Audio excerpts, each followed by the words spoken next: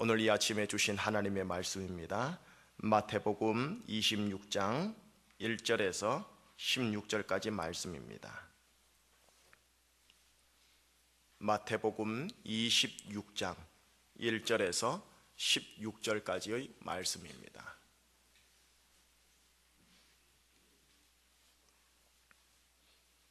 마태복음 26장 1절에서 16절 저와 여러분들이 교독합니다. 예수께서 이 말씀을 다 마치시고 제자들에게 이르시되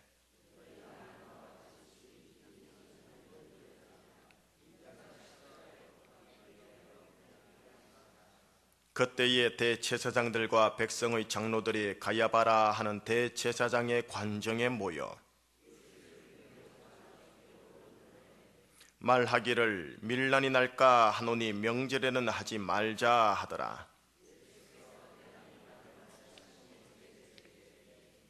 한 여자가 매우 귀한 향유 한 옥합을 가지고 나와서 식사하시는 예수의 머리에 부으니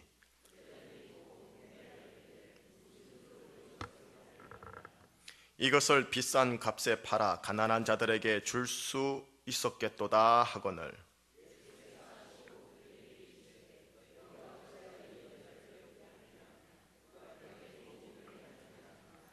가난한 자들은 항상 너희와 함께 있거니와 나는 항상 함께 있지 아니하리라.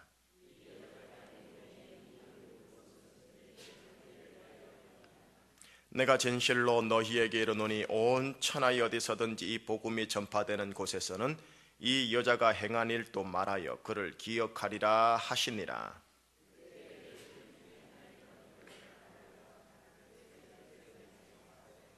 내가 예수를 너희에게 넘겨주리니 얼마나 주려느냐 하니 그들이 은 30을 달아주거늘 그가 그때부터 예수를 넘겨줄 기회를 찾더라.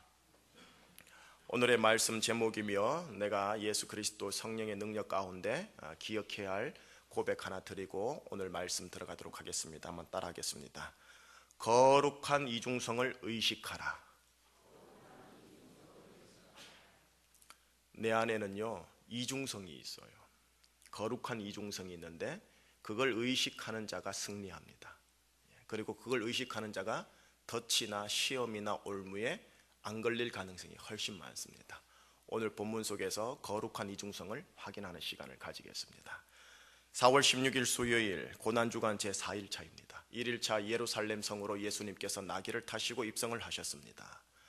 2일차 성전에 들어가셔서 치유를 하셨고 성전에 들어가셔서 성전 청결 사건을 하셨습니다. 이로 인하여 성전의 아이콘인 대제사장들이나 장로들과 서기관들하고 바리새인들하고 마찰을 처음으로 일으킵니다. 그리고 그들은 분개합니다. 3일차 어제입니다. 어제는 이제 노골적으로 예수님과 하루 종일 대제사장, 사두개인, 서기관, 바리새인, 헤롯 당원까지 논쟁과 논박과 화 있을지어다 라고 이야기를 하는 그런 저주하는 일이 있었습니다. 오늘은 4일차입니다. 오늘 4일차 1절과 2절 말씀 속에 어떤 하나님 예수님께서 하루를 시작하면서 예고를 하시는지 보도록 하겠습니다. 1절과 2절입니다. 시작.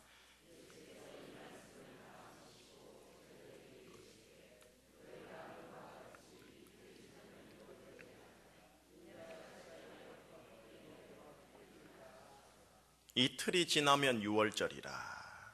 6월절이 금요일입니다. 하오니 지금이 수요일입니다. 이틀이 지나면 금요일이라. 그러면서 예수님은 죽음을 예고하시는 모습을 보입니다. 언제? 6월절 명절에 어떻게? 십자가에 못 박히기 위해. 그리고 8일이라. 십자가에 못 박히는 방식과 어떻게 넘겨지는지에 대한 것을 배반이라는 단어를 통하여 암시를 하고 있는 모습을 봅니다. 반면 예수님과 이렇게 마찰을 일으켰던 성전의 아이콘 대제사장들과 백성의 장로들은 어떻게 말하는지 볼까요? 3절과 4절과 5절입니다. 시작. 그때에 대제사장들과 백성의 장로들이 가야바라 하는 대제사장의 관정에 모여 예수를 흉계로 잡아 죽이려고 의논하되 말하기를 밀란이 날까 하노니 명절에는 하지 말자 하더라. 1, 2절은 죽음을 예비하는 예수님이신데 3, 4, 5절은 3절, 4절, 5절은 죽음을 모의하는 사람들을 봅니다. 죽음을 모의하는 대제사장 백성의 장로들입니다. 언제예요? 적어도 6월절 명절은 피하자라고 얘기를 하네요. 예수님과 조금 다르지요. 예수님은 6월절 명절이다라고 얘기하시는데 이분들은 적어도 6월절 명절은 피하자라고 합니다. 그리고 나서 뜬금없이 6절에서 13절까지는 한 여자가 나옵니다. 한 여자가 아주 귀한 향유 한 옥합을 예수님의 머리에 붙어서 발끝까지 붓습니다. 그리고 나서 예수님이 하시는 말씀이 이 여자가 향유를 붓는 것은 내 장례를 위하여 함이라 라고 하시면서 이 복음이 전파되는 곳이면 이 여자의 행위도 전파되어야 할 것이다 라고 얘기를 합니다. 죽음을 준비하는 한 여자를 봅니다. 요한복음에는 같은 사건이 마리아라고 나옵니다. 나사로의 누이들이 있지요. 마르다와 마리아, 그 마리아입니다. 마지막을 볼까요? 14절에서 16절 다시 사건은 달라집니다. 시작. 그때에 12 중에 하나인 가룟 유다라 하는 자가 대제사장들에게 가서 말하되 내가 예수를 너희에게 넘겨주리니 얼마나 주려느냐 하니 그들이 은 30을 달아 주거늘 그가 그때부터 예수를 넘겨줄 기회를 찾더라. 예수의 죽음을 모반하는 가룟 유다입니다. 고로 여러분들이 오늘 함께 읽었던 수요일 고난주간 4일차의 사건은 죽음에 관련한 사건이 쭉 나옵니다. 죽음을 예고하시는 예수님, 죽음을 모의하는 대제사장들 그룹, 죽음을 준비하는 한 여인, 예수의 죽음을 모반하는 가룟 유다. 이 가운데 저는 마리아를 집중하지 않고 가룟 유다를 집중하겠습니다. 이유인즉슨 지난 2000년 한국교회나 모든 전 세계 초대 교회사 이르기까지요, 고난주간 수요일은 항상 가룟 유다에 집중을 해서 성경을 읽게 하였습니다.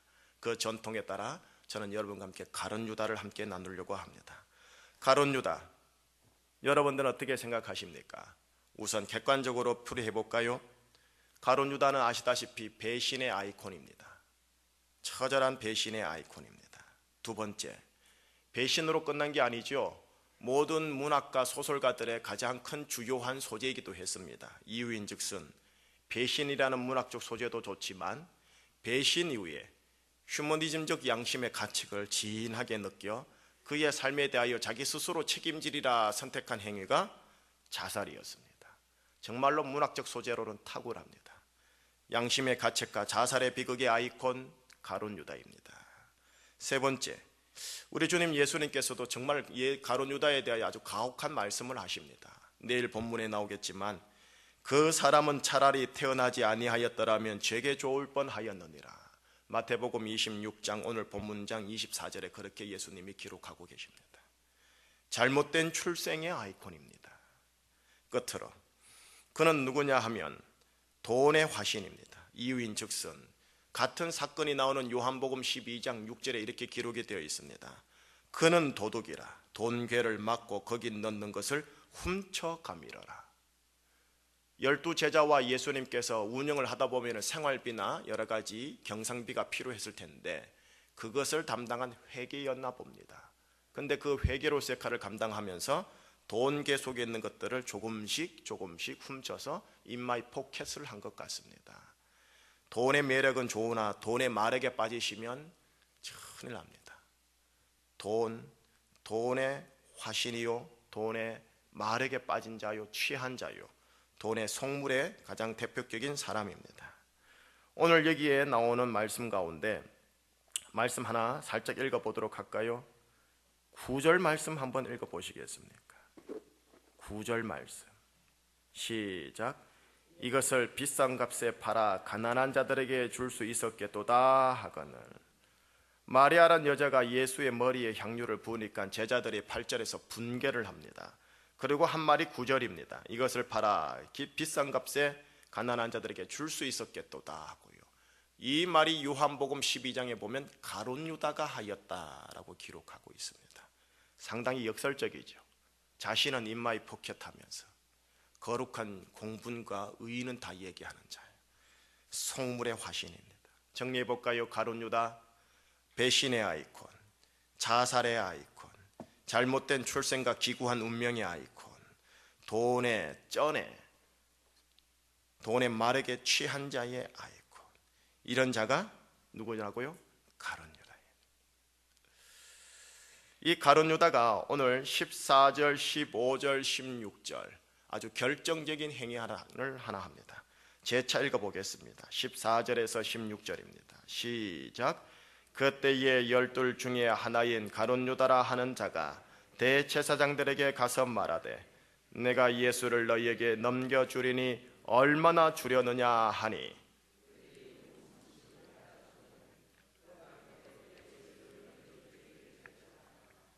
돈이 뭔지 모르겠습니다. 스승 되시는 랍비 자신의 예수 그리스도를 은 30에 팝니다. 그만큼 돈은 마력이 있습니다. 그만큼 마귀 공중권세 잡은 자는 자신의 가장 큰 무기는 이 세상의 재물입니다. 예수님께서 성령 충만 받아 40일간 광야에서 마귀에게 뭐지요? 시험을 받을 때 세 번째 시험이 뭔지 아십니까? 네가 나에게 절을 하면 이 세상의 부귀 영화와 이 모든 것들을 주리라라고 합니다. 그때 예수님이 하시지요. 성경에 이르기를 오직 여호와만 경배하라. 이 세상의 모든 재물을 실은 원일 근원은 예수 그리스도 하나님에게 있지만 실질적인 사용의 주체 권리자는 마귀에게 있습니다. 하다 보니 돈의 모든 근원은 마귀라고 해도 과언이 아닐 정도요. 마귀가 그리스도인들을 배반하게 만들고 배신하게 만들고 타락하게 만드는 가장 주요한 도구 중에 하나가 마력적인 이 돈입니다. 어쨌든 가룟 유다는 그렇게 되었습니다. 이것이 오늘 본문입니다. 이 가룟 유다의 삶을 통해서 이제 우리에게 주시는 메시지로 들어가면 이런 겁니다. 목사님, 누군가는 가룟 유다의 역할을 했어야 되는 거 아닌가요? 인정합니다. 여전히 신학적으로 논란의 소지가 있습니다. 누군가는 가룟 유다가 되어야 했기에 가룟 유다의 그 비극적인 역할로 말미암아 예수님이 십자가에 달린 거 아닙니까? 그래서 그런가요? 고대 문서 중에 유다복음이라는 이상한 고대 문서 하나가 있습니다. 그 고대 문서에는 유다가 예수를 팔지 않았더라면 속죄 제물이 되지 못했을 것이고 예수는 구원을 성취할 수 없었다. 따라서 예수의 죽음은 유다의 실책이 아니라 유다의 공이다. 맞습니까? 그런 것 같아요. 예. 어느 도둑놈이 잡혀서 하는 말이 내가 있으니까 경찰들이 밥 벌어먹고 사는 거야 하는 것과 같은 이치입니다. 어쨌든 12의 제자 중에 누군가는 가룟 유다의 역할을 했어야 했었습니다. 그지요? 두 번째, 가룟 유다의 배신은 결정된 숙명입니까? 인간의 주체적 자유의지입니까? 세 번째, 목사님, 가룟 유다는 정녕 용서받을 수 없었단 말입니까? 마지막으로, 목사님, 내 옆에 가룟 유다는 내가 어떻게 해야 합니까? 이런 몇 가지의 질문이 역사 속에서 계속 올라와서 신학자들이나 문학가들이나 철학자들이 상당히 고민을 많이 하였습니다.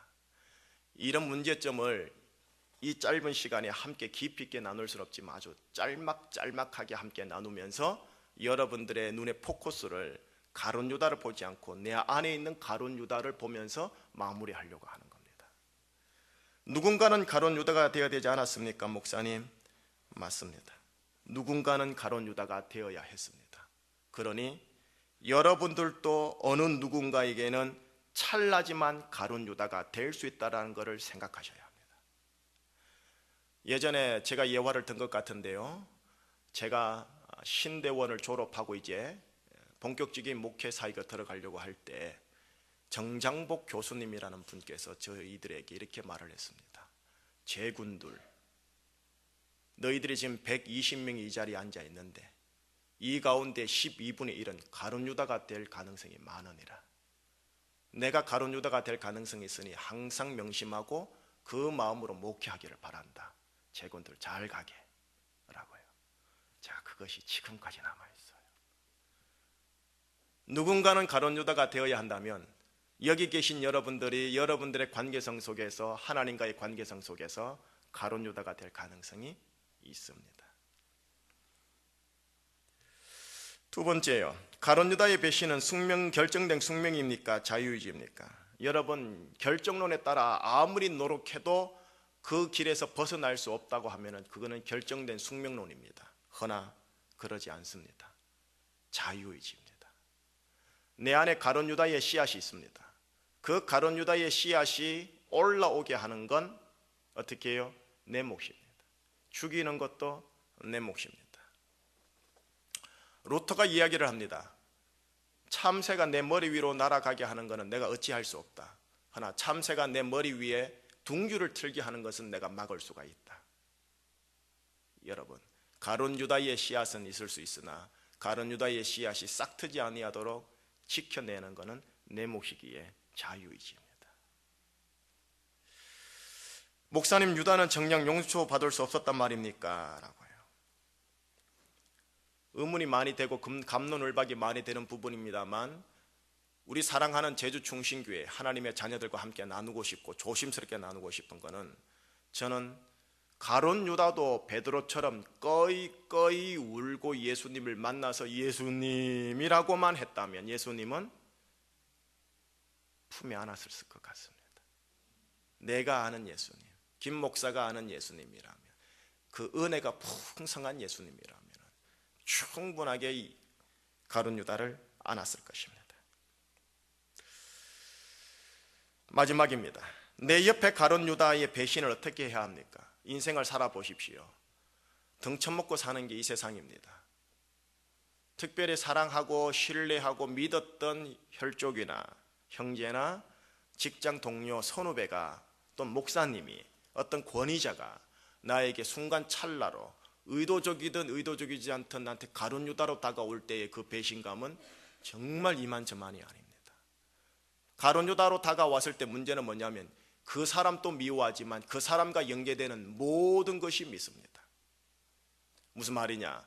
만약에 여러분들의 인생 속에서 목사로 상처를 받고 목사의 가룟 유다의 행실을 보았다면, 여러분들은 성급한 일반화의 오류에 빠져서 모든 목사들에 대하여 문을 닫았습니다.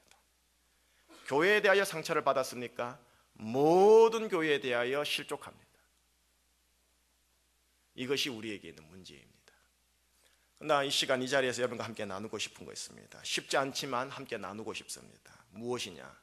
우리 주 예수 그리스도를 생각하십시오.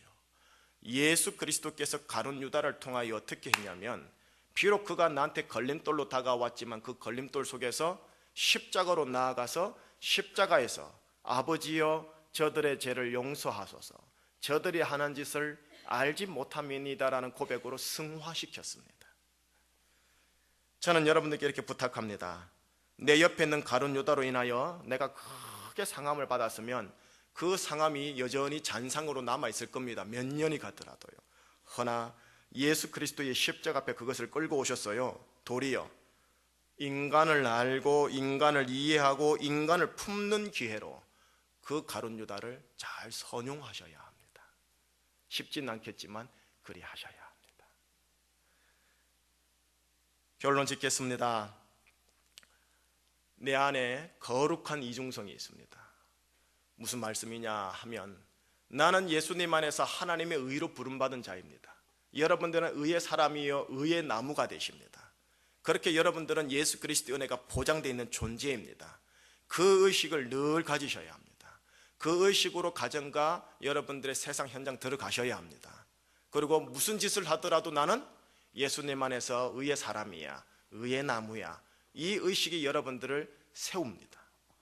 그러면서 동시에 꼭 가져주세요.